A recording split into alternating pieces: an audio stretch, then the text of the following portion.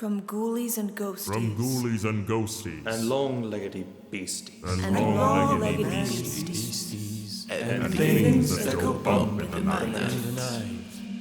Good Lord! Deliver us! Deliver us.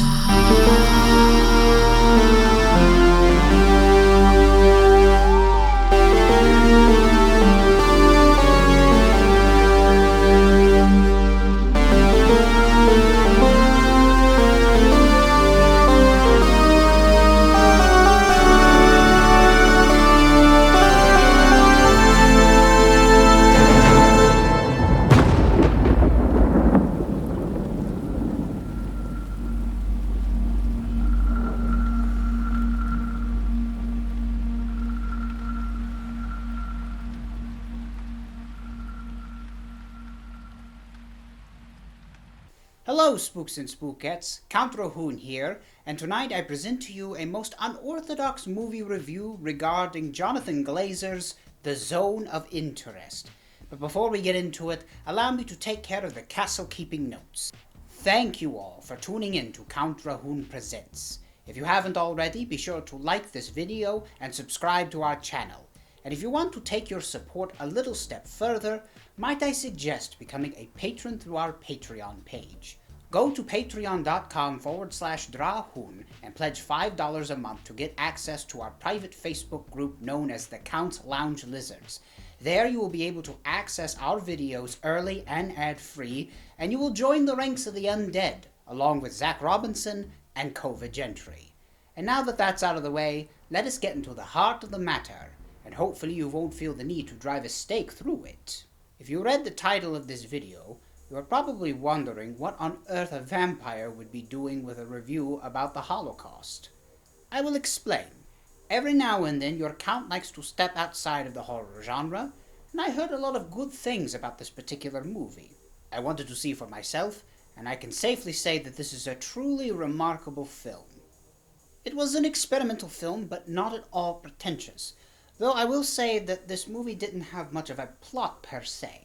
It is an examination of the Hearst family. The patriarch Rudolf, in real life, was the commandant of the Auschwitz concentration camp, one of the most notorious in the Third Reich. The most common thread of this film is watching Rudolf's work-home life balance, and also his impending transfer from Auschwitz to Orangenburg.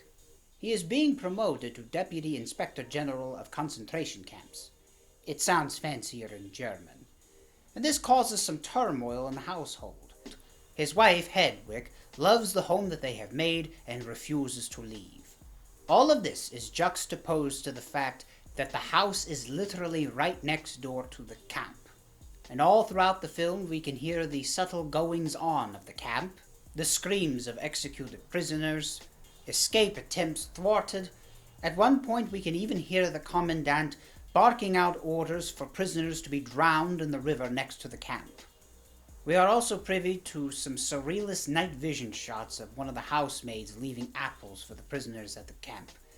We also see the horrors going on as the children of the house are simply having birthday parties or other gatherings in and around the swimming pool. We even have Grandma coming in for a visit while all this is going on.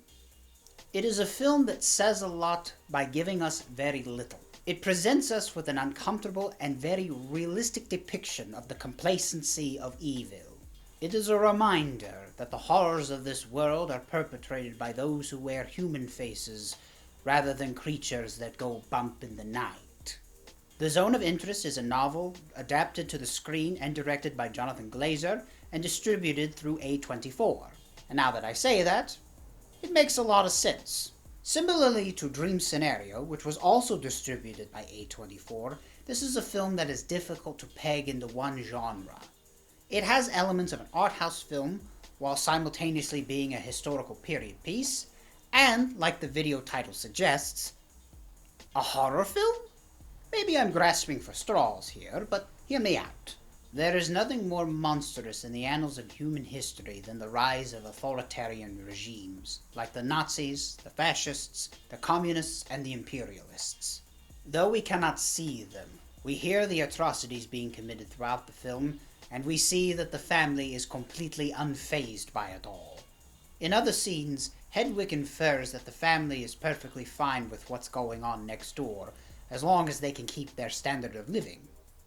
What stands out to me in this film are the moments where Rudolph is standing by himself, either smoking or seemingly looking out in the distance in deep thought.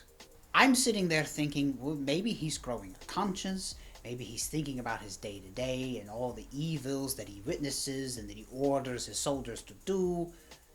And then you see scenes in which he calls his wife in the middle of the night and gleefully explains to her how excited he is about potentially incinerating more people. Or the meeting that he has with the crematorium folks and how impressed that he is that these new crematoriums that he is about to install in Auschwitz will enable him to kill people more efficiently and also be able to incinerate more people all at once. And lest we forget that Himmler is so impressed with Hearst's capacity for killing that he promotes him to essentially the second in command of concentration camps in a job in which he has to advise other concentration camp commandants on how to successfully and more efficiently kill more prisoners.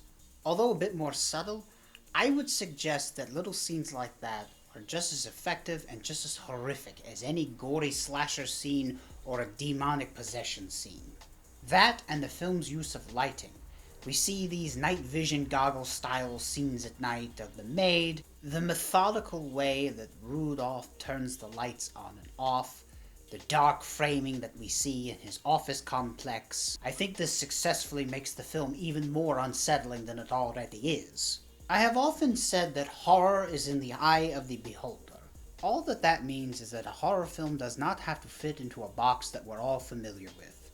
If the purpose of a film is to unsettle its audience, to disturb them, I think it counts. And that is why I believe that The Zone of Interest can be categorized as a horror film. A psychological horror film, to be more precise. What do you think? Comment below, let me hear your thoughts and opinions on the matter. Unfortunately, that's all the time that I have this evening, but I hope you enjoyed my review of Jonathan Glazer's The Zone of Interest. Be sure to stay tuned for more content coming your way on CountDrahoon Presents. Until then, always remember that as far as things go, when things go bump in the night, there are such things. From ghoulies and ghosties. From ghoulies and ghosties. And long-leggedy beasties. And long-legged beasties. And things that go bump in the night. Good Lord! Deliver us!